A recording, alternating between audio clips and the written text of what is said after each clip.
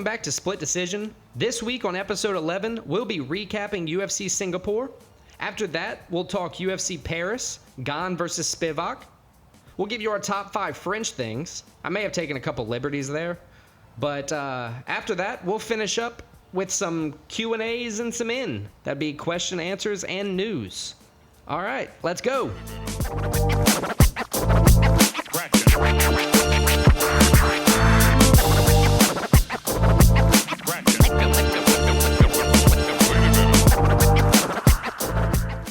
All right, so let's take a look back at UFC Singapore from this past weekend. It was a card where I feel like only the real fans, I don't even want to say real fans, I don't want to gatekeep like that, but you had to wake up early. I think the main card started at 7 a.m. So you had to be dedicated. As an American with that time zone, like, you had to make it a plan and part of your Saturday to get up and watch this card. But it did not disappoint. A lot of great fights, a lot of great moments. And the first one we're going to look at is the main event, and it was Max Holloway, one of the best UFC fighters of all time, definitely one of the best 145ers of all time, versus the legend, the Korean Zombie. It ended up being Korean Zombie's last fight, which was a rumor coming in. But man, Max Holloway, he has proven time and time again he can beat anyone in the division who's not named Alexander Volkanovski. He pretty much dominates everybody else in the division. And today, or on Saturday, he did that. Korean Zombie wanted to have a firefight. He wanted to trade shots. Max is the wrong guy to do that with. Probably the strongest chin in MMA, maybe. I'd agree with that. And Max withstood a couple shots, and then his shots, Korean Zombie was way too reckless. He had which is, I don't know if I've ever seen this from Max Holloway. He literally knocked Korean Zombie out, face planted on the ground. It was impressive. Max Holloway proved he's still one of the best in the UFC. What do you think about the fight? Man, this fight was crazy. I wholeheartedly plan on waking up early for this. When I set my alarm for like 5:30, woke up before it. I was excited. It felt like one of those days for me. Saw a bunch of bangers early in the morning. Kind of got the day moving. But on this fight, we both had, Max had heavy odds coming in, so we thought he was going to win. I think everybody thought the fight was going to go like this coming in. It was just to see it was right. It was like emotional. It was emotional, and it was almost like a masterpiece. Yeah, it was a big thing. This fight was great. Holloway showed, like you said, strongest chin in current UFC, at least in his division. He's never gotten dropped, which is a crazy stat. He's got crazy power. I don't know, like you said, he's been in the UFC for a while. We talked about Since this last he was like 20 years old, and he's 31 right now. So like he may be on the back end technically of his career, but he's not showing it. He's killing everybody he walks in front of, unless they're Alex Volkanovski. Honestly, I guess that's the obvious number 4 of a fight. But if he doesn't do that, what does Max Holloway do next? Does he move up? Yeah, what happens? I think he doesn't move up. He stated he doesn't really want to move up at this point. He did say he wants Volkanovski 4, but I think even he realizes it's hard to ask for a 4th fight when you lost the first 3, unless it's undeniable. So to make it undeniable, he has to beat literally every contender in the division, and he's almost done that. I think the 2 guys, I would say, if he beats Ilia Topuria in his next fight, and he beats him pretty convincingly, I would say title fight. So I think that's a good fight for him. Another good fight for him is a guy that was on this card, Giga Chikadze. I think that would be an exciting fight. But honestly, I think that fight wouldn't be nearly as competitive. I think it would kind of go along the same lines as this Korean Zombie fight just went. Yeah, no, I like both of those. Definitely Chikadze would be an interesting fight if Holloway is gonna, like you said, gatekeep for another title shot. But I don't think that's his plan. I think you're right. I think he not takes a step down, but if Volk's not going to fight him next for the 4th time, I think he does. I agree with you. I think he goes back and he fights Topuria. And then shout out to Korean Zombie, a great career. He had a great send-off, the whole crowd singing his song. He's a legend in the sport. Sad to see him go, but he went out on a shield, and I don't think you can respect how a guy went out any more than that. No, absolutely. All respect for the Korean Zombie, Chon Sung-jung. All right, the co-main event for UFC Singapore featured Anthony Lionheart Smith versus what's Ryan Spawn's middle name? Or not middle name, his nickname? Superman. Ryan Superman Spawn. Yeah, Good, thank you. Good nickname. Yep, can't believe I forgot that one.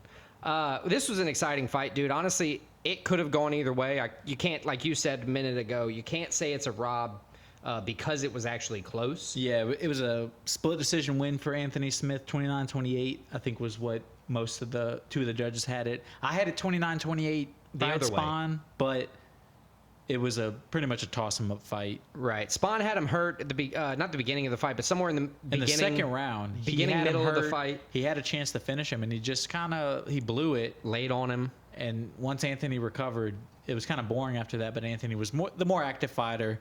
He got more. He was hitting him more. So Anthony ends 2 straight losses, but his last 2 wins are both against Ryan Spawn. So it's kind of Yeah, Ryan Spawn that also ended. He came into this with 6 straight fights ending in the first round. He won 3 of those, lost 3 of those.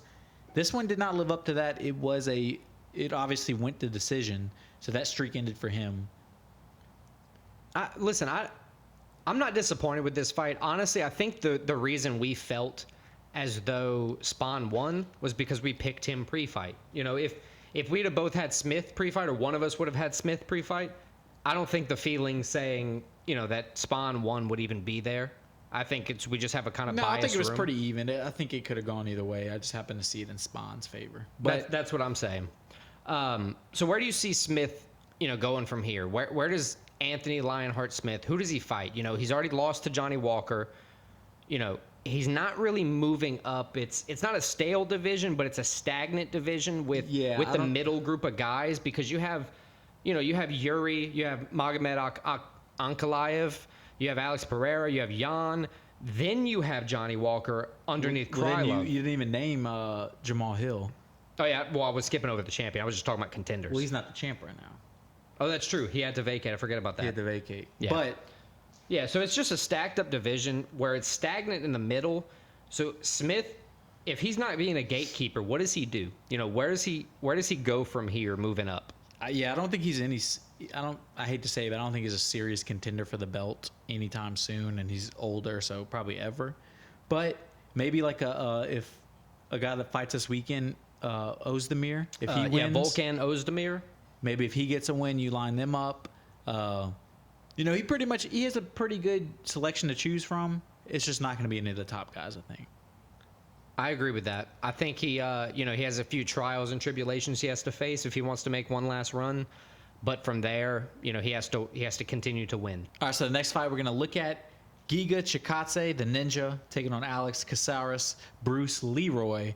This was a fight. It was Chikadze's first fight back since January of 2022, where he suffered his first UFC loss. So he took his time after a loss. He really got beat up by Calvin Kattar. He came in today. He won the fight. He pretty much, I wouldn't say dominated, but he was in control of the fight. He did break Caceres' arm early in the fight. I think it was when he kicked, Caceres tried to block it. Yep, that's exactly what it was. Snapped the forearm. Broke his forearm, so Caceres was fighting most of this fight with one arm, which, once you know that, it kind of explains how the fight went, because it wasn't the most exciting fight, but it was a fight where Chikadze was in control the whole time. And It makes sense that he's in control when the other guy has one arm. Chikadze, like I said, his first fight back since January 2022, he didn't look as sharp as he typically does, but I feel like it was a good showing from him. He came in, he got 3 solid rounds in. A good thing to do when you had such a long layoff. Honestly, he'd probably rather that than come in and have a quick knockout. That way he can kind of, get some of that ring rust off. Right. Get his legs moving back under him a little bit. Get a little fight time under. So all in all, I think it was a very successful night for Chikadze. I think he came into this fight ranked 8 or 9. Right. So 8 or 9.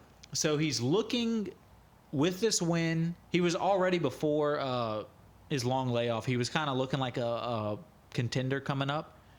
I think he definitely has earned himself probably like a top 5 fight, maybe like a number 5, number 4. I'm thinking maybe like a Brian Ortega, Yair Rodriguez, Arnold Allen. Maybe even if he gets lucky, since Max Holloway's fighting everybody in the division and he's already beaten the guys we just talked about, maybe even Max Holloway.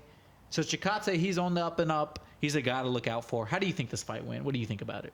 I think, Casares did what he could despite having a broken forearm. I don't think he tried to use it as an excuse by any means.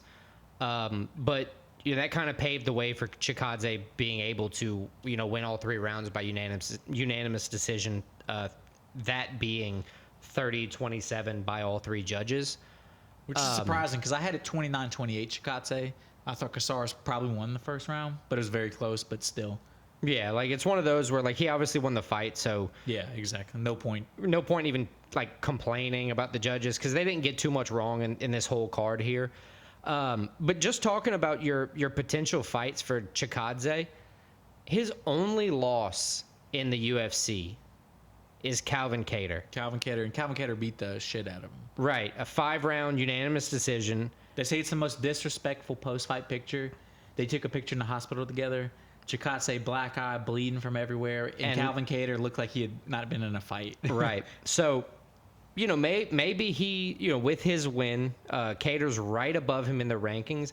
Maybe they try to set that up for the future, if not one of the ones you mentioned. I don't know. I think the first fight was such a domination. Unless they have to set it up, there's no point to set that one up. That's fair. Yeah, I'm tossing out options. Obviously, I'm not a fight picker. I'm trying to make some content, brother. Believe the term is matchmaker, brother. I'm not that either. Rinya Nakamura versus Fernie Garcia. It proved me wrong. I thought he was going to get the knockout early in the fight. And Garcia, really, he just held tough. It was a dominant performance by Nakamura. But to Garcia's credit, he didn't get knocked out like everybody thought was going to happen. Didn't get finished either. Didn't get finished at all. Yeah, Nakamura had a couple good submission attempts. Still has never been finished in his career, so props for that. But he's also 0-3 in the UFC.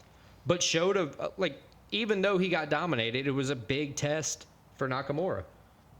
Yeah, and he failed the test. There's no way in hell he passed the test. No, absolutely. Oh, Nakamura, yes. Fernie Garcia failed, but Nakamura passed by just hanging on flying colors. Long. Yeah, he dominated.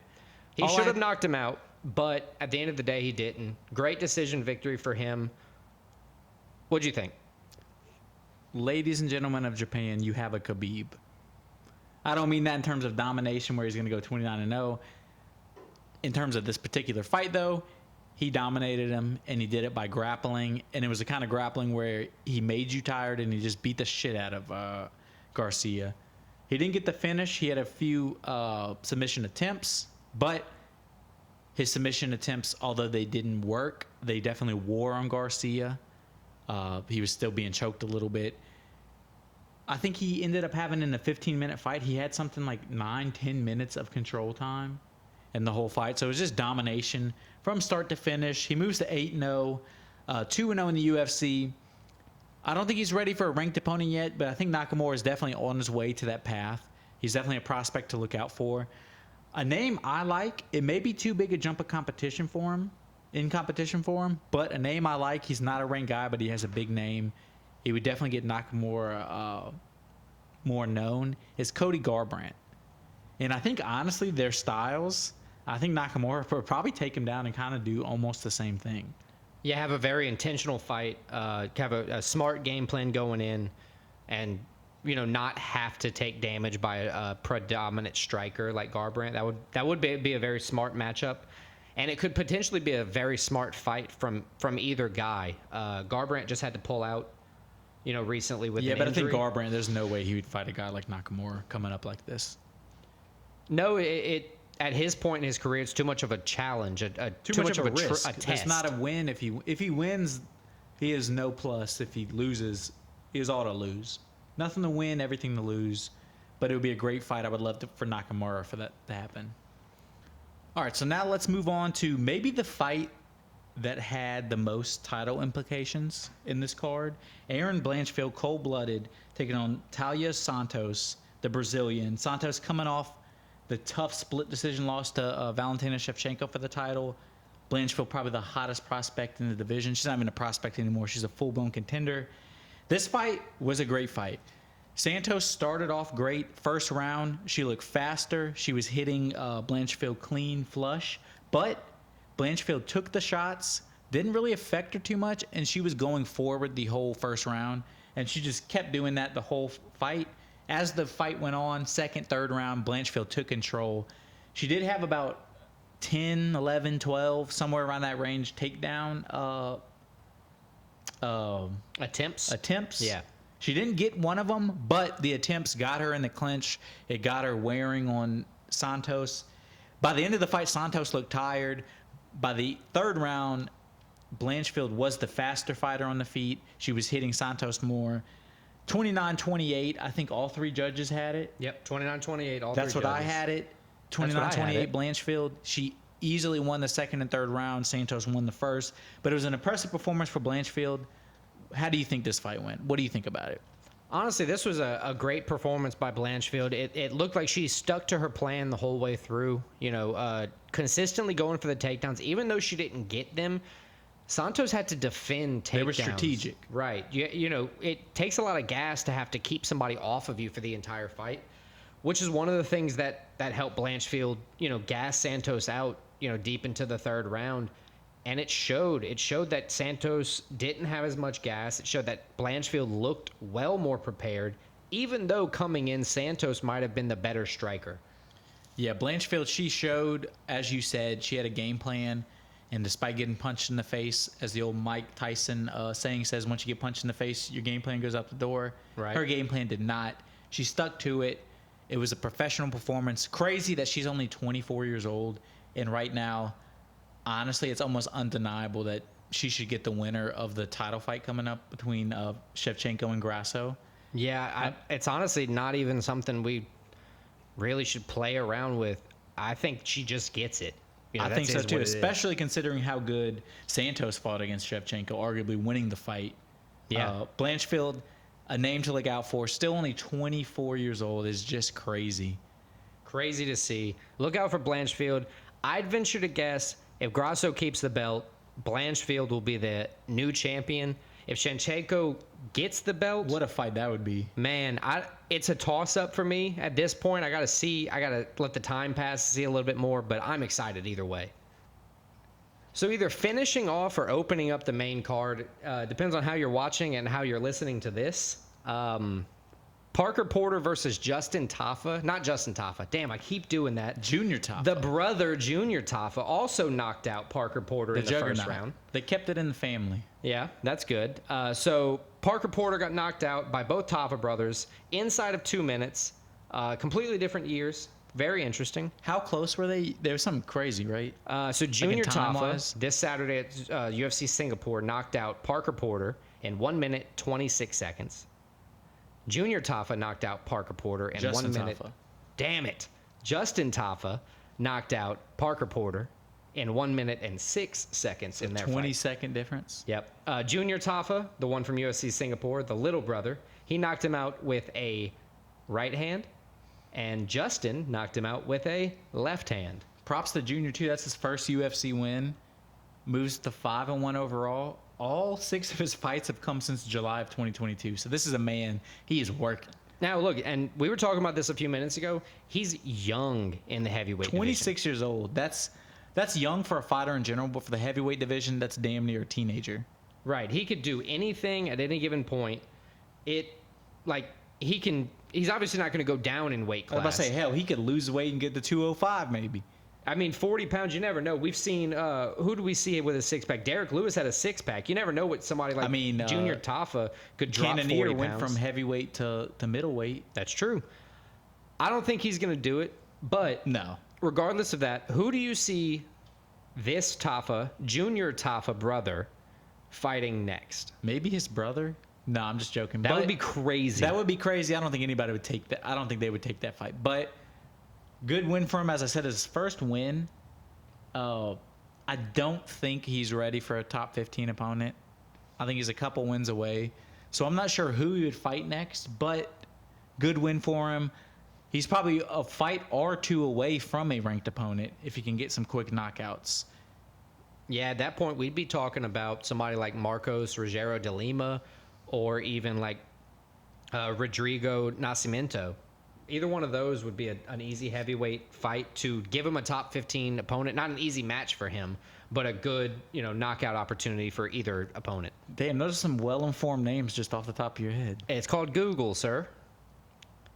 And now to kick off the bets and picks for UFC Singapore. And not even to kick it off. It's, I guess, to recap it. I had a shit week. I went 1-2. I got Junior Tafa money line correct, but I got Rinya Nakamura under wrong, and I also got Ryan Spann wrong money line. That pisses me off. That moves me to 17, 12, and 1. So I'm taking a little dip there. Not fun. Christian, on the other hand, he went 2-1. He did what? You do Blanchfield and the over? Yeah, I had 2 wins on the Blanchfield fight. I had Blanchfield money line and the over on that fight. So they're moving to 2-0. And then the last bet, I should have been 3-0. Ryan Spahn has no killer instinct. I had the under Spahn and Smith. He had him hurt with like a minute and a half into the second round. So he just didn't. He had about a minute. He had him on the ground not wanting to get up, and he just kind of let him recover. It was disappointing. The most mad I've been about a bet in quite a long time. I was yelling at my TV. But regardless, 2-1, 20 wins, 10 losses. So I'm pretty much going 22-1 every week. Yeah, I mean, through 10 weeks, you're going 2-1 on average every week. So I'm it's not pretty complaining solid. about that.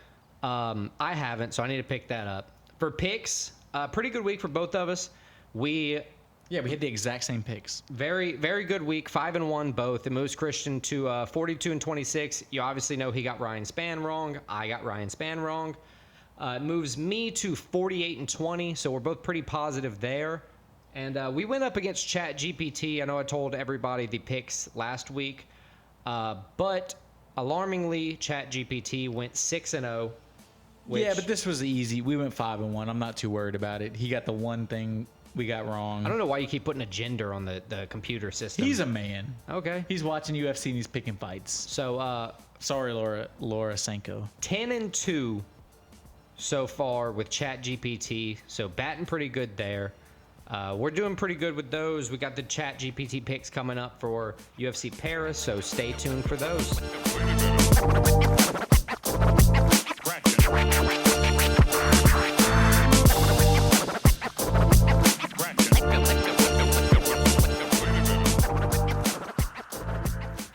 All right, so let's move on to the card this weekend. We'll take a look ahead at UFC Paris. They're returning to Paris just the second time ever. The first time was last year. So the first fight on the main card, we're going to take a look at Morgan. Help me out with his last name. Sherrier. Morgan Sherrier, Manolo Zucchini, an Italian versus a French guy. Both guys on their UFC debut.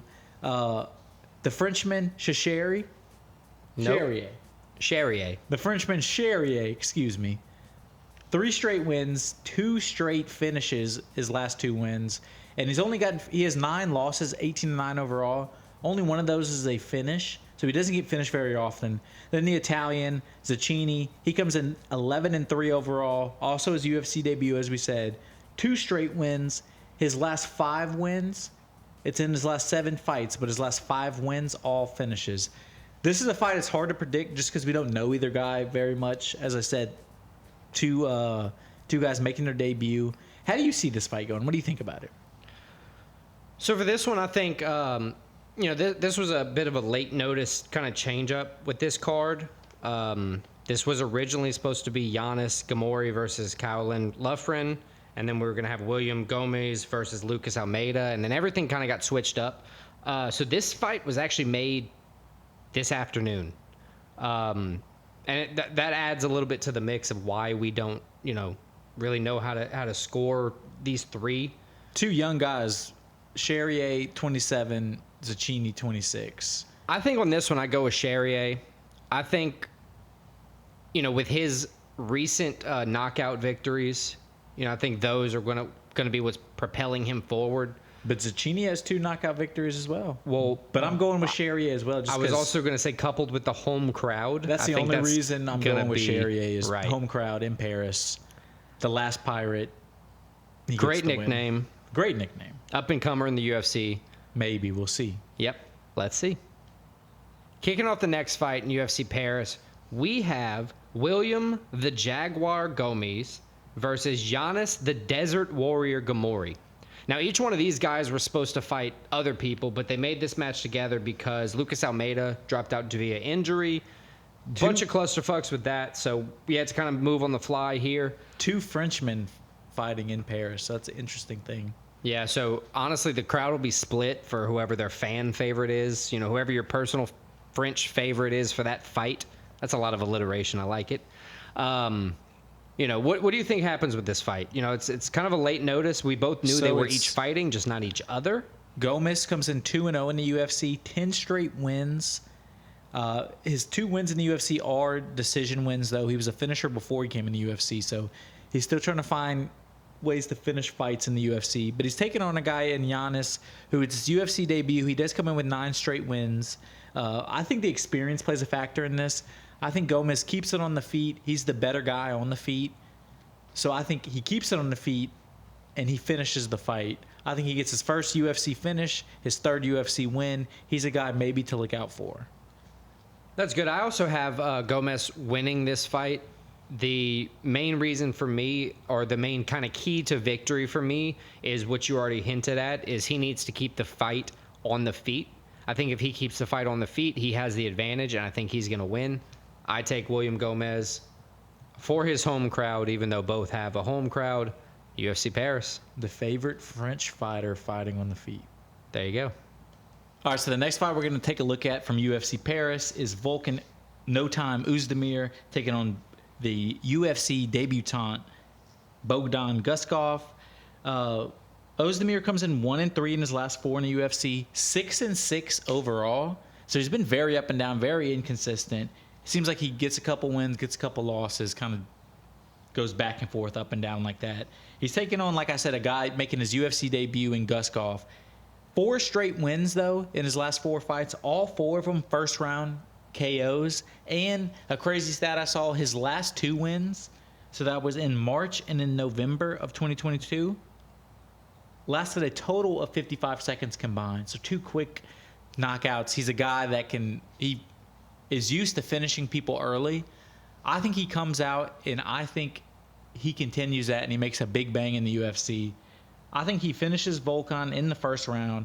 I like it so much, it's not only my pick. I'm taking it as my first bet of the night, the money line plus 155, Guskov getting the dub. How do you think this fight goes? So I agree with you on the bet. That's actually my first bet as well. I got Bogdan Guskov. Bogdan Guskov. I have him as my first bet. Shout out Uzbekistan. I think this fight changes the career trajectory of, you know, kind of that stand. You know, he's what's his name? Ozdemir. He's been a mixed bag, right? You said 6-6 in the UFC. I think, but he's 1-3 in his last 4, so he's already kind of like. I think this kind of plants that foot, goes to 6-7. I think he kind of gets out of the UFC after this. Yeah, you move to 6-7, they might get rid of you. You got more chances than most people get overall. I agree. Bogdan Guskov, money line, underdog, first fight of the night, or first underdog fight winner of the night. Let's go right here. First and only fight of the lightweight division for UFC Paris. We have Benoit, God of War, Saint Denis, versus Thiago Moises. Benoit comes in 11-1, 2 KOs, 9 submissions, 1 decision loss, and 1 no contest. Moises comes in 17-6, 3 KO wins, 8 submissions, 6 decisions, losing 1 time by KO, 1 time by submission, and 4 times by decision. I slept on Saint Denis last time out. He got a submission neck crank or face crank win over Ismail Bonfim. He was like a plus 230 underdog on that fight, and didn't say anything positive. Not like I said anything negative about him, but I didn't think he was going to win that fight.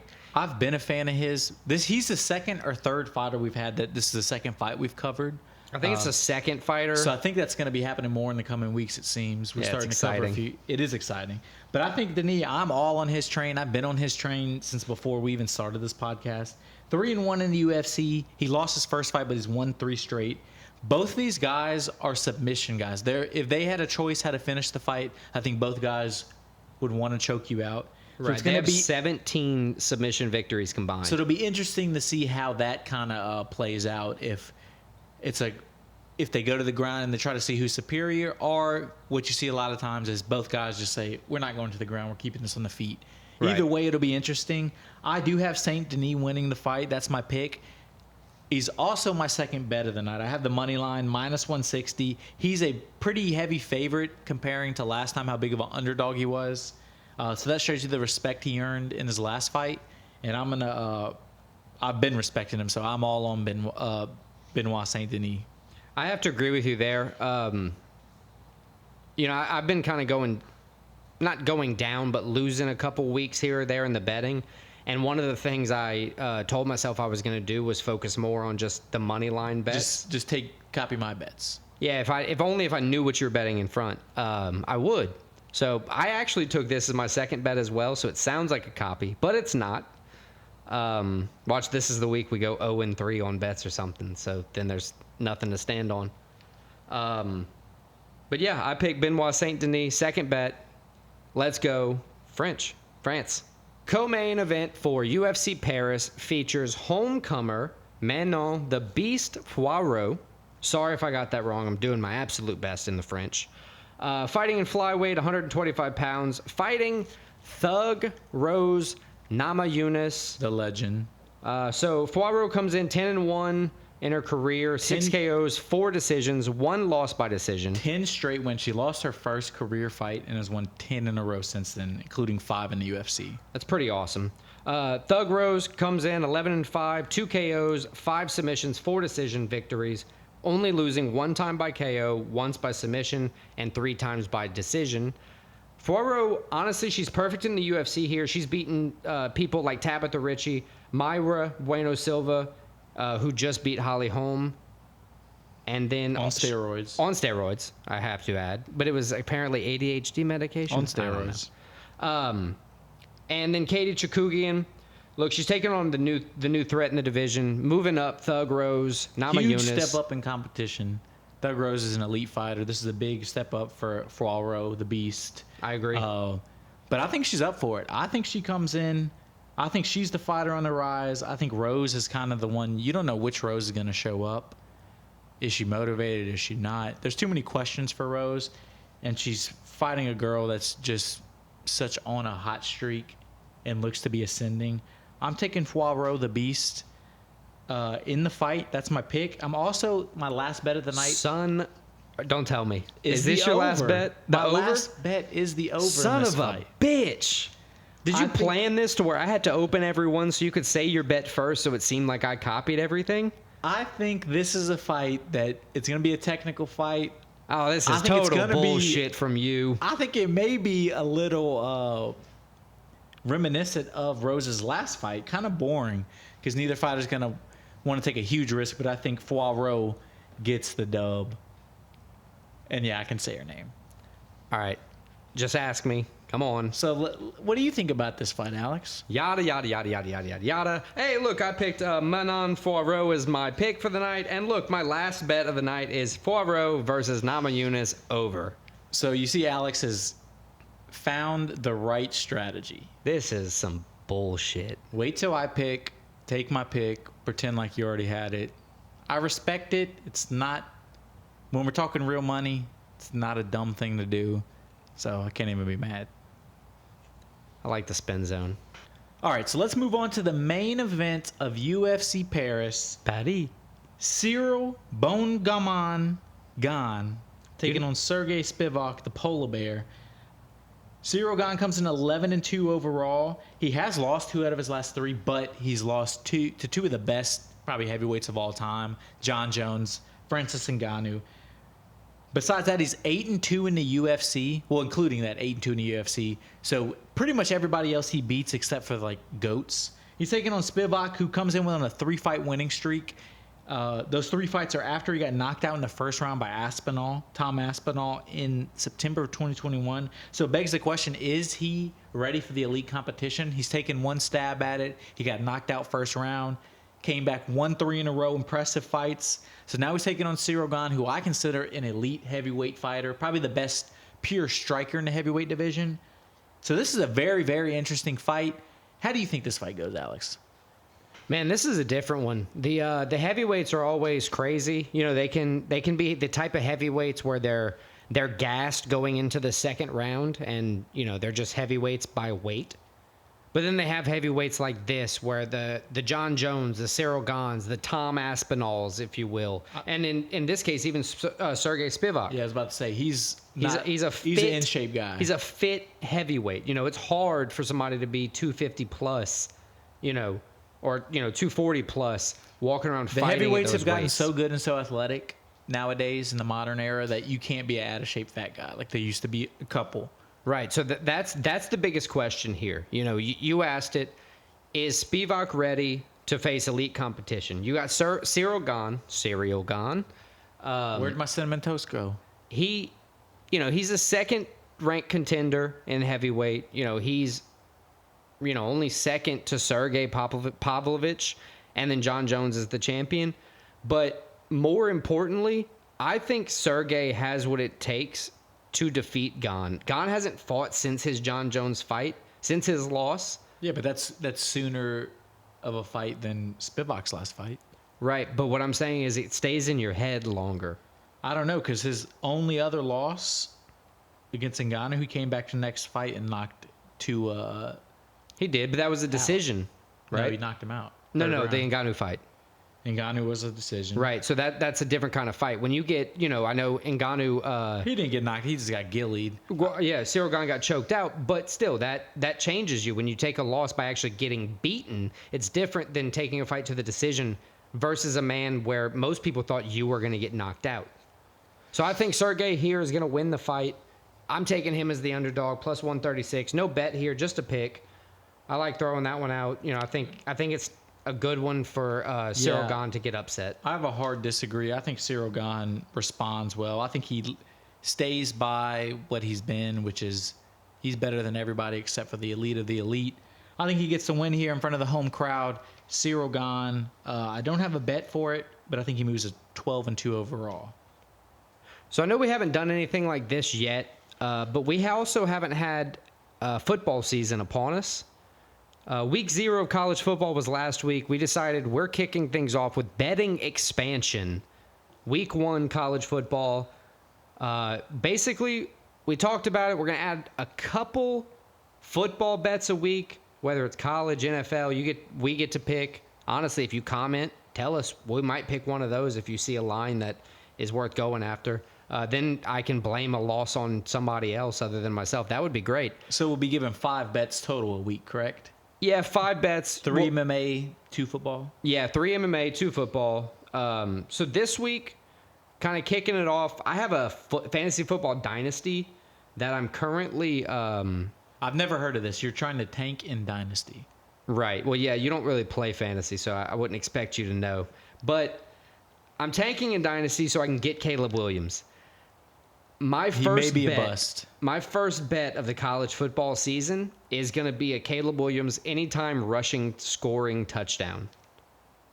First bet, college football. What do you have for your first one? So my first one, I'm a huge LSU fan. They have a big top 10 matchup this week in Orlando against Florida State. They were actually, I think, like minus 150, 160 favorites, just straight money line. So I'm actually taking the spread 2.5. So I'm taking LSU minus 2.5 with odds of minus 110. Nice. I think LSU comes in second year under Brian Kelly. They have a team returning with a lot of talent, a lot of guys returning. I think they come in, put it all together. I think they win by 10 plus points in this. Nice. I could definitely see if they're anything like the 2019 LSU team. I could definitely see something like that happening. We can only hope. My second and last football bet, and then we'll kind of just give you like a full recap of all the bets going down this week. If you want to follow any, you can. My second and last football bet of the week is Tennessee covering 27.5 points versus Virginia. See, that's an interesting one because Virginia is supposed to be very bad, which hence the 27.5 favorite. Right. And listen, I'm the first to point out that I'm not a big college football guy. I don't watch it. I'm trying to get into it more. Tennessee is notoriously they had a good year last year. Weren't they like the number one offense in the nation last year? Yeah, that's very rare. But what I was going to say is they're I notoriously a hedged team, everything on that. They have a lot of tradition. They're a team with a lot of hype, and they rarely live up to it. So that's the only reason I'm hesitant. But I do think they handily win the game. The 27.5 just kind of scares me because I could see like a 24-point win. But not a bad pick.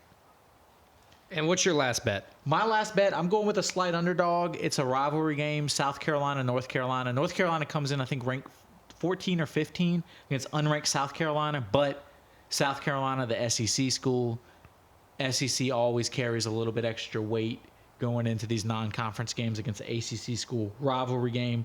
So I'm taking South Carolina, second year with quarterback Spencer Rattler. I think it's the third year their head coach. They keep improving. I'm taking their money line, South Carolina over North Carolina at plus 114. So a little double your money over a little bit. Nice. I like it. So those are my 2 football bets. You want to recap your 5?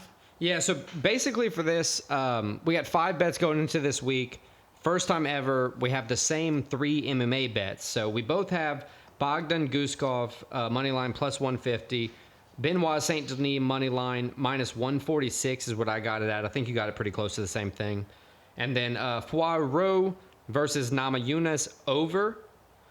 And then for the football bets for myself, I'm going to have Caleb Williams, anytime touchdown scorer. That'd be a rushing touchdown anytime in the game.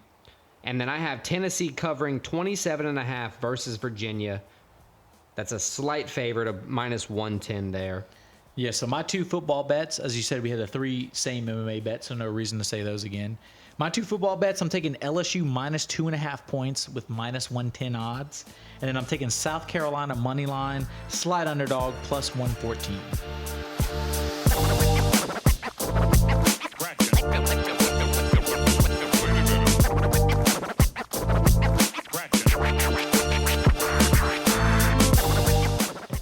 All right, so now let's move on to our top 5 of the week. Again, we've done it, I think, 8 out of the 11 weeks we've done this podcast. It's going to be a theme top 5.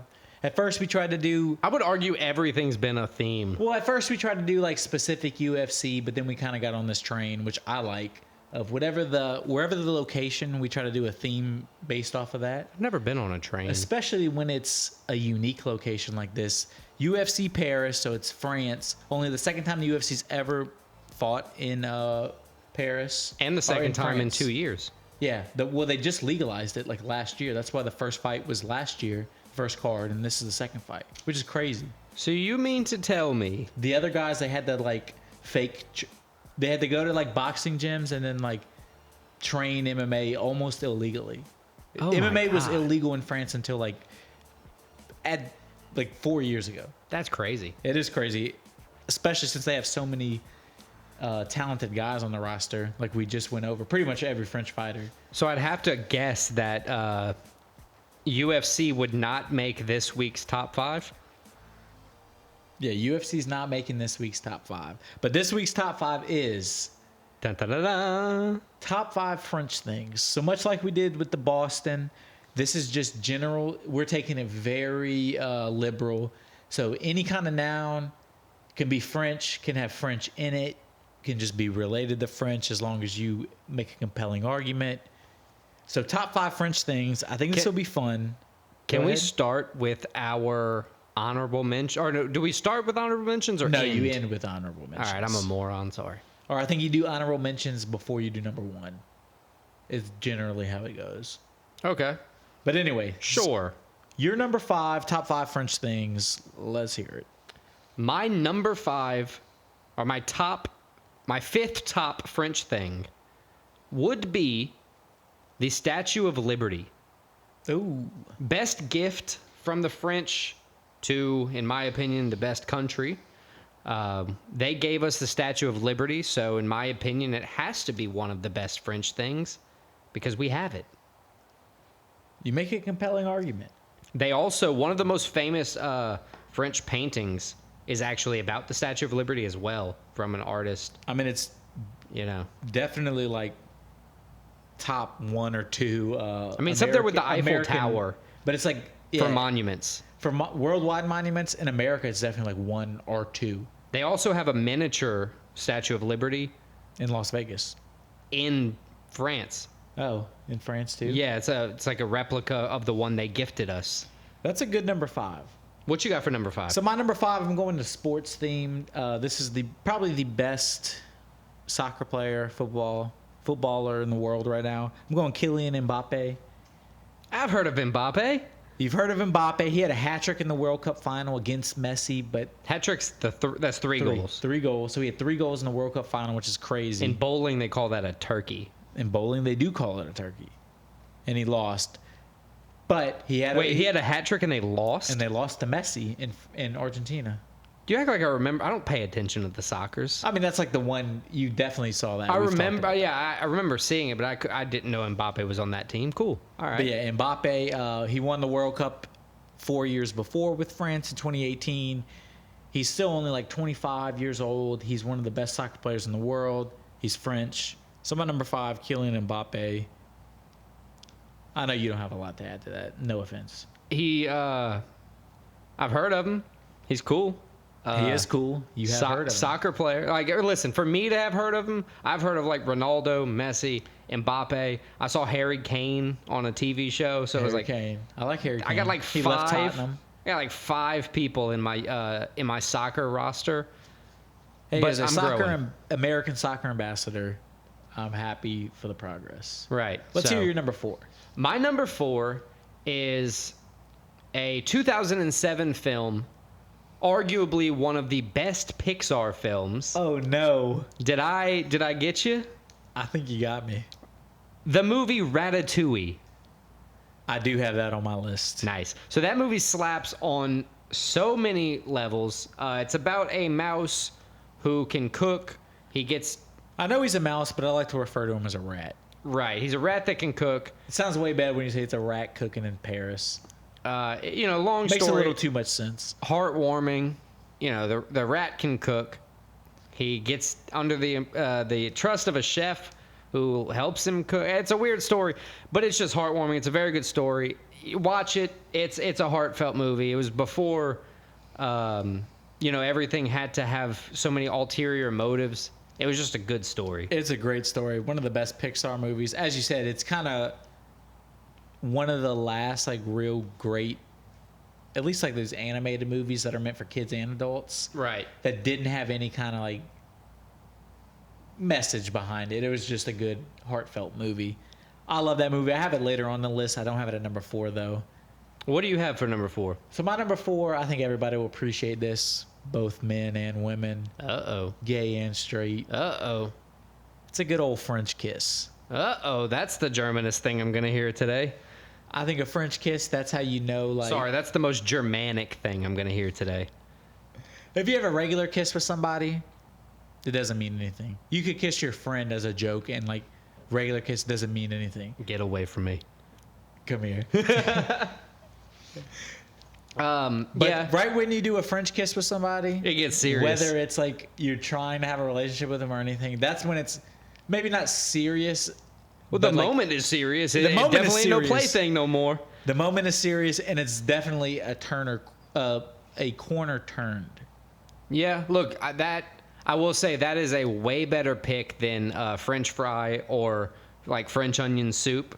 I So had both of those on my honorable mentions. so if any non-French thing is going to make the list, I can appreciate French kiss making the list over one of the other low-hanging fruit, if you will, type of French non-French things. So I'm going to jump ahead of you at number 3 just because we just talked about it. My number 3 is Ratatouille.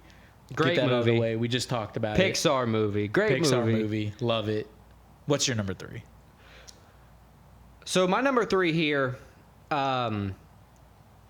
this is just what I'm going to call it, but it's more for what French people as a whole stand for. I'm going to call it the Paris Retirement Revolt. So they just changed the retirement age from like 62 to 64. It's not a big deal in my mind. It is a big deal, though.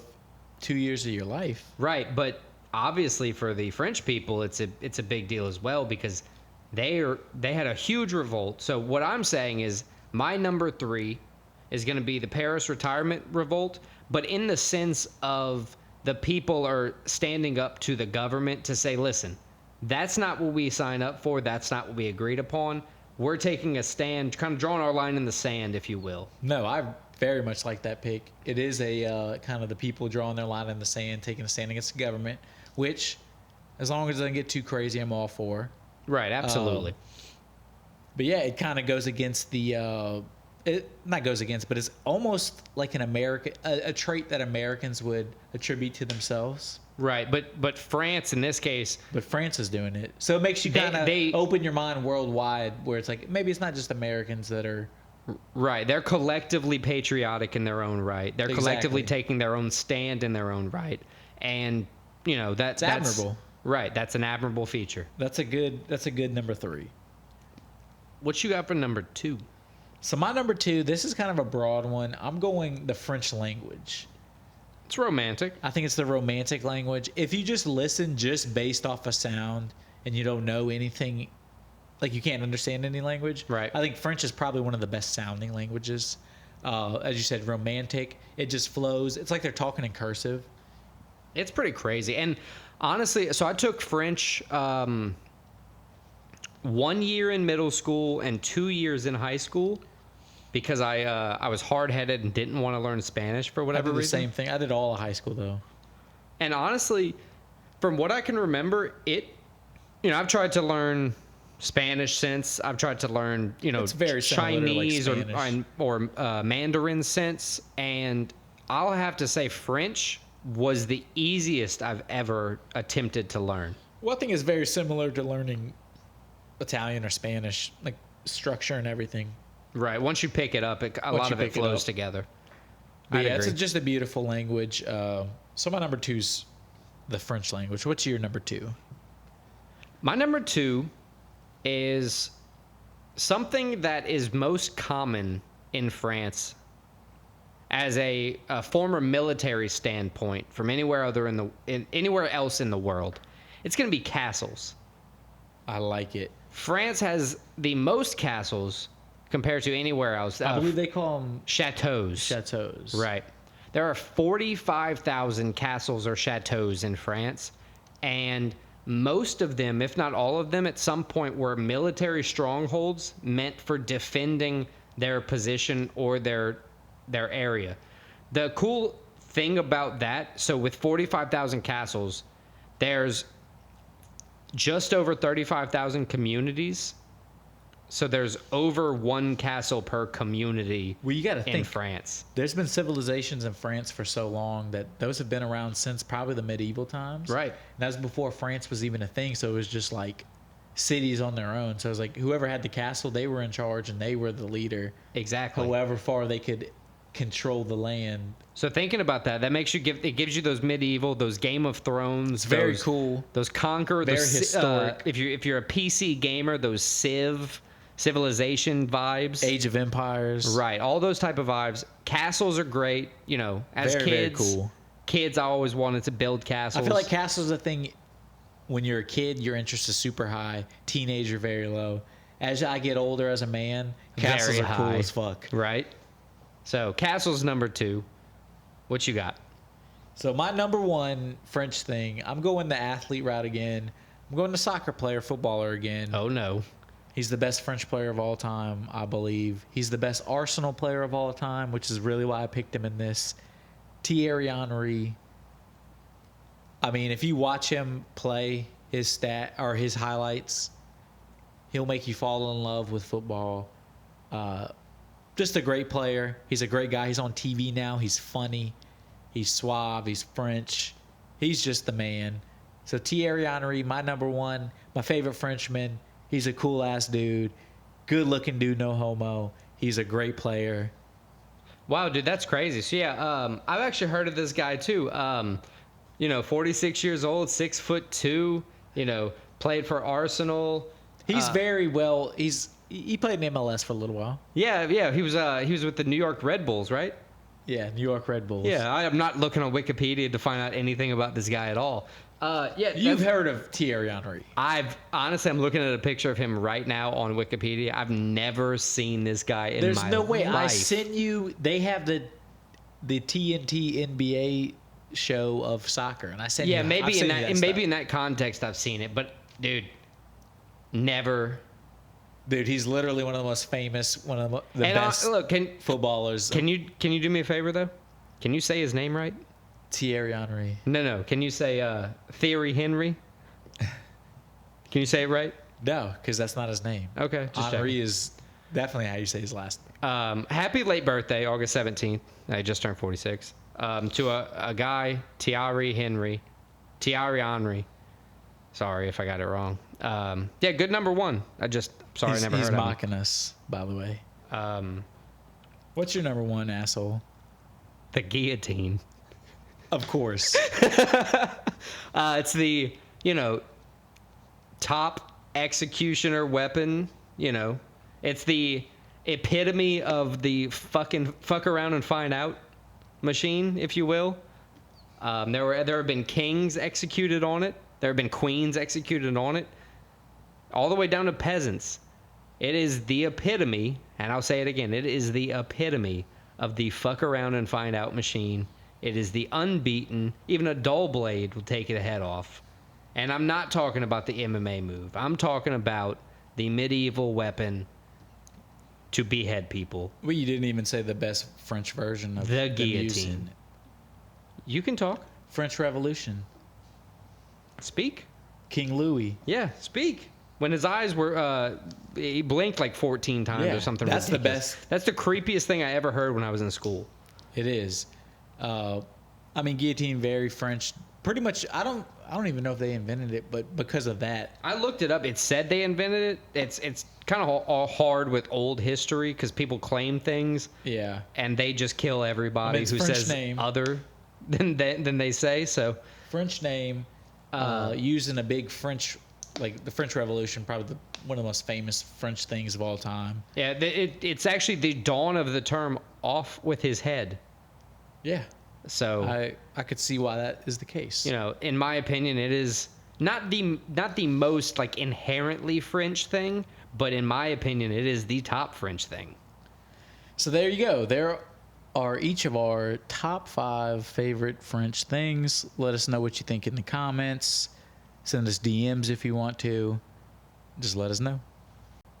All right, and jumping into Q&A with an N. That's going to be questions and answers with some news. What do you want first? Questions, answers, or news? Let's go questions. Okay, I was really hoping you weren't going to say answers because then you just have to tell me something. That would be fun too. All right, so question number 1. We kind of touched on this before, but if Max Holloway doesn't get the fight, say he has to move up, what's next for Max Holloway? So you're saying Max Holloway moves up to 155? Right, he goes back up to lightweight. Who does he fight? Yeah, what's next for him? I think there's 2 fights that jump to mind for me. Number 1, the one I would most want to see, him versus Justin Gaethje. Oof, that would be brutal. I think it would be brutal, and it would his chin held up against Poirier. He has the best MMA chin, as we talked about. Him versus Gaethje. I agree. Because I think if if it gets past 3 rounds, he'll drown Gaethje. I like that. I think that'd be a great fight. If not that fight, then I'm going Max Holloway, Michael Chandler. Max Holloway, Mike. Pretty Ooh. much a Wish.com version of the first fight I mentioned. Yeah, just a straight up war. A little bit. A war with a weaker chin. Or not even Wish.com. It's the last fight I talked about, Gaethje Holloway, right. on Fast Forward. Right. Because Chandler would just blitz him, kind of like Korean Zombie did, except he has a little more power than Korean Zombie. Right. So you probably hurt Max a little bit, but I think Max would just knock him out eventually. In that same regard, if Max went up to 155, yes. He's bigger. Right. He gains power so he can withstand a little bit more power. But yeah, those are the 2 fights. Max Holloway, Justin Gaethje, Max Holloway, Michael Chandler. Okay. So this is a 2-part question. Or I guess first part. Which fight are you most looking forward to that's already been scheduled? So you want me to answer that first? Yeah, and then I'll just kind of throw in the second part because the second part isn't a tandem question to that. It's not a why. It's a what's like your dream matchup. That's like realistic. We're not talking like Khabib coming out of retirement and fighting Silva. We're talking like a realistic dream matchup. Saying like, Yeah, I get it. right. So I guess it's not a two-part. It's just a just a separate, two separate question. questions. So the first question: what fight that's already scheduled am I most looking forward to? Right. I think I'm gonna go John Jones versus Stipe Miocic. I like that. Why? John Jones, obviously the GOAT. He came in first fight at heavyweight, dominated Cyril Gane. Now he's facing a guy who's arguably the heavyweight GOAT in Stipe Miocic. He hasn't fought in a while, but he's a great fighter. He can wrestle. So that's the big thing. Cyril Gane isn't known as a wrestler. John Jones is a big wrestler. Stipe is a big wrestler. So I'm interested to see that fight. It'll kind of, if John Jones wins, he can kind of lay claim to being the top heavyweight of all time too. Yeah. Which would almost cement his legacy as being the best of all time. So that's the fight I'm looking forward to because I think John Jones probably wins, but I think there is a scenario in a world where Stipe defeats John Jones. I mean, we saw that same type of matchup with Sterling O'Malley last weekend or 2 weekends ago. The heavy wrestling style coming with a striker who can also, wrestle when he has to. We didn't know he was injured, but, he can stuff a takedown if he has to. And, the striker took the advantage there. Next part of the question, or a different question, if you will. What is your dream realistic matchup? It's a fight that could actually happen. So this is it might actually get scheduled. This you never is a know. fight that I hope gets scheduled. Very well could happen, and one half of the party is asking for it. Okay. I want Dustin Poirier, Justin Gaethje 3 in New Orleans. Oof. I think it's a deserved third fight. They're 1-1. Both guys finishing the other one. Both guys at the top of the game. It's an entertaining fight. New Orleans deserves a fight. Poirier deserves a headliner in Louisiana. I think it's the perfect fight to make. The fans would love it. Man, that's a great decision. I don't care if I'm biased. I like it. I have no qualms with that at all. Next, and lastly, I think. So there's been heavy talk about this rumored UFC 300 card they're setting up. Yeah, people just keep making up rumors about it. But we've heard a lot of rumors from Dana. At this point, we're hearing that Ronda's coming back for UFC 300. He shot it down. So, it doesn't even matter. That's not part of the question. With UFC 300 seemingly scheduled for what? Next year? I think they're saying like March or April of next year. If Right. I'm not wrong. With that coming up on the horizon, I mean, that's nearly 6 months away at this point. Who do you think's actually going to fight UFC 300? With all the rumors and speculation, can you weed anything out? Can you say for certain that you see any fight actually lasting through? I think it's too far out to even start naming fights for it. But I think what they're going to try to do is like what they've done before is line up like probably 3, maybe 4 title fights for the card. Or is UFC 300 the big promotional thing that the UFC's trying to get the matchmaker? You've seen that, right? Create your own card. Yeah, I think get that's just a chance. game. I think they're just going to stack it up as much as they can. I think it's too far out right now to... And why is that the biggest promotion for the UFC? Why is that the biggest highlight? Is it just because it's UFC 300? Yeah, because they made a huge deal out of 100 and 200. So Right, so it's the tricentennial. Yeah. Well, not really, because that means 300 years. 300 years of fighting, in my opinion. Taking 300 years off of lives, that's for sure. Probably a little bit more. Yeah. You saw Mighty Mouse talking about how easy MMA or UFC I disagree with him on was this. the easiest way to be a world champion. I disagree just for the fact that there's like, first of all, there's way more boxing weight classes, and there's like 6 or 7 different belts in each weight class. But to I'll say that's true. But to his point, we've seen UFC fighters, admittedly past their prime, walk in after being able to strike for years and years and years and get completely floored by boxers left and right. You know, Yeah, but that's Askren's boxing. no excuse. That's not fighting. So what's, you know, but that's one of the things he's comparing it to.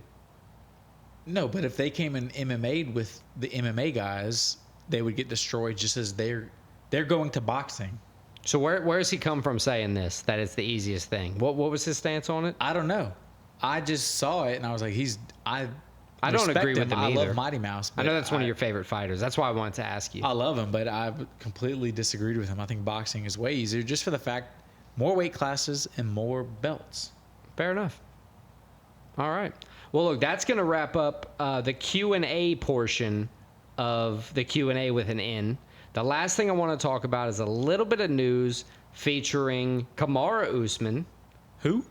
And Stephen Wonderboy Thompson.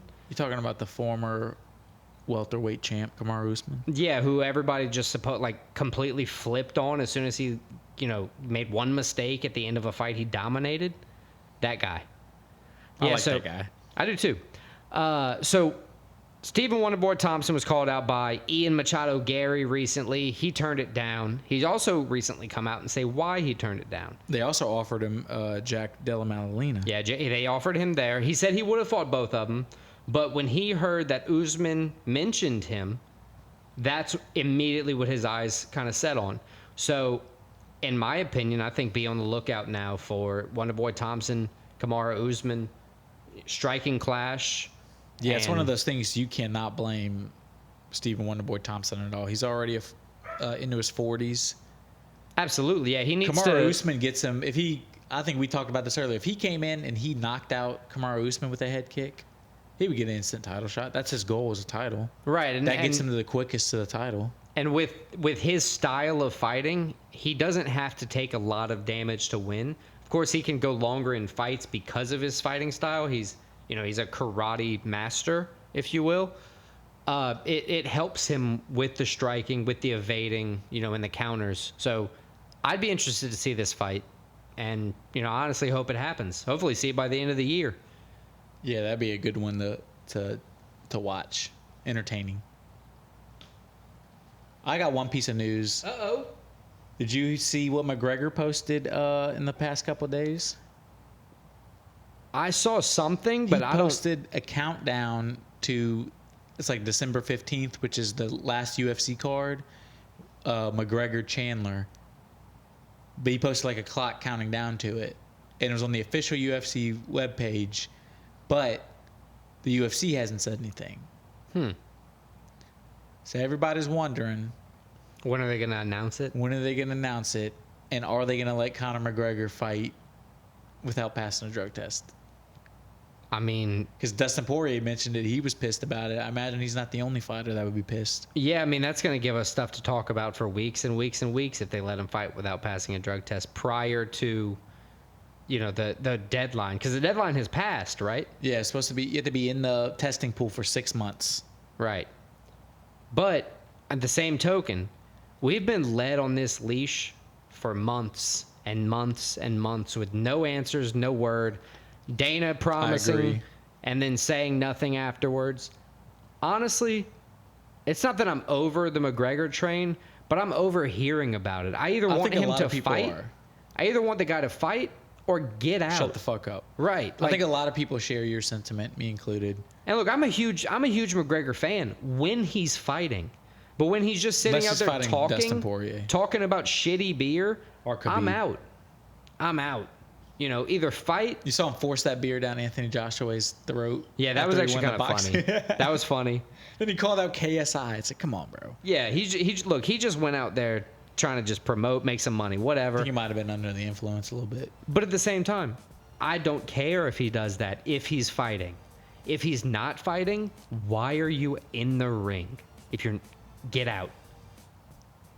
I agree. Thanks for listening to episode 11 of Split Decision. Check us out next week when we recap UFC Paris and take a look ahead to UFC 293, Israel Adesanya, Sean Strickland.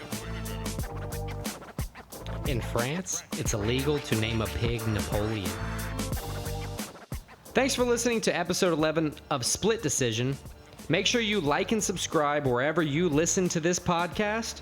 And remember, the ultimate victory is sharing, so spread the word, and until next round, keep your guard up and keep listening.